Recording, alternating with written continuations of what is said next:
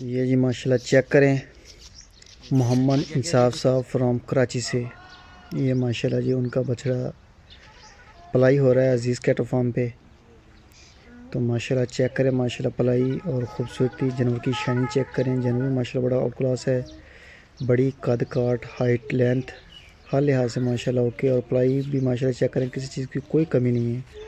आगे पीछे से हर तरफ से माशाल्लाह गोल मटोल है, कोई खाली जगह नहीं है। अभी कुर्बानी में अल्हम्दुलिल्लाह तकरीबन 2 महीने 2.5 महीने पड़े हैं, तो तब तक माशाल्लाह इस पे और बड़ा काम हो जाएगा और माशाल्लाह जो कमियां शमियां हैं वो भी निकल जाएंगी। बाकी बुकिंग जारी है 2026 के बछड़ों की। अजीज़ कैटल फार्म पे रब्ता करें, जो नंबर स्क्रीन के ऊपर चल रहा है, कॉल और व्हाट्सएप की सूरत मौजूद है। पूरे पाकिस्तान से बछड़े जो हैं वो पलवाई के लिए अजीज़ कैटल फार्म पे आ रहे हैं और कुर्बानी के मौके पे पूरे पाकिस्तान में डोर टू डोर जानवर जो हैं वो माशाल्लाह तैयार होने के बाद डिलीवर होते हैं। अगर कोई दोस्त विज़िट करना चाहे अजीज़ कैटल फार्म तो मोस्ट वेलकम। लोकेशन हासिलपुर, ज़िला बहावलपुर, पंजाब, पाकिस्तान।